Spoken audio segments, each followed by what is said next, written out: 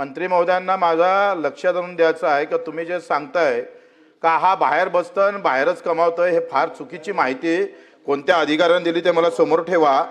हे फार चुकीची माहिती येत आहे रेकॉर्डवर. अशी रेकॉर्डवर चुकीची माहिती येऊ नये.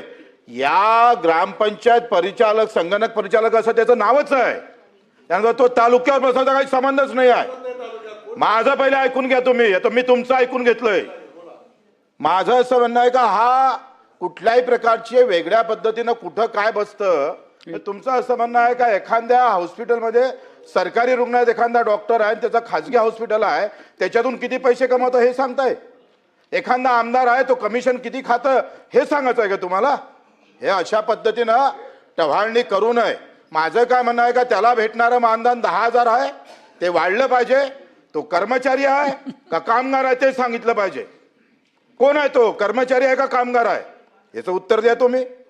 तुमच्या ग्रामपंचायतचा आणि खाजगी कंपनीला तुम्ही 84 कोटी देता कशाला, काय गरज आहे, कुठली आली ही कंपनी. आणि हेच पैसे त्या संगणक परिचारकाला द्या ना तुम्ही, त्याला का देत नाही.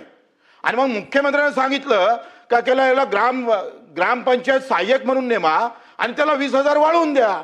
आणि हे ते आम्ही पाहतोय जिल्हा परिषद, मग पंचायत समिती, मग कंपनीतून मग ग्रामपंचायतचा तो सहाय्यक याच्यात पगार जातं. हा जो प्रवास आहे तो थांबवा. असे दोनच उत्तर तुमच्याकडून आम्हाला अपेक्षित आहे. पहिला बच्चू भाऊ, आपण माझं उत्तर व्यवस्थित ऐकलं असतं तर ह्या प्रश्न विचारायची आवश्यकता भासली नसती. मी कधी सांगितलं नाही की तालुक्या लेवलला बसून तो करतो, ते ग्रामपंचायतीमध्येच ह्या सेवा दिल्या पाहिजेत हा विषय येतो.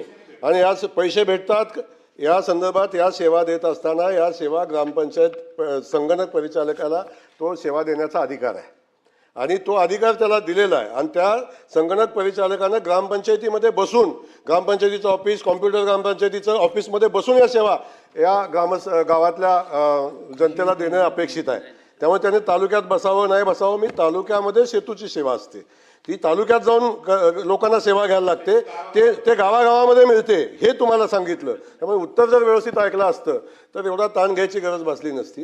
त्यामुळे मी आपल्याला या निमित्तानं सांगेन की ही जी परिस्थिती या ठिकाणी निर्माण झालेली आहे किंवा आपण जी म्हणताय त्यामध्ये आपण गावागावामध्ये महाई सेवा केंद्र तालुक्यामध्ये आपण काढायचा प्रयत्न करतो, त्यातून सेवा द्यायचा प्रयत्न करतो. हा ग्राम उद्योजक म्हणून याची नेमणूक आहे, हा पहिला विषय. त्यानं हा उद्योग व्यवसाय केला पाहिजे की हे दाखले देणं, बाकीच्या सेवा देणं हाही त्याच्यामध्ये केला पाहिजे. पूर्ण उत्तर होऊ द्या ना. चला अजून पुढचा प्रश्न. काय उत्तर सांगायला पाहिजे.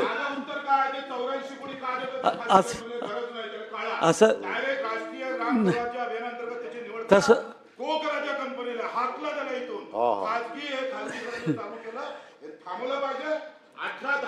पगार या राज्यामध्ये कोणीच करत नाही. 10,000 मानधन, त्याला 18,000 किमान वेतन कायदा लागू केला पाहिजे. हे तुम्ही करणार आहे का. जे मुख्यमंत्र्यांना निर्देश दिले त्याच्या संदर्भात बोला ना साहेब.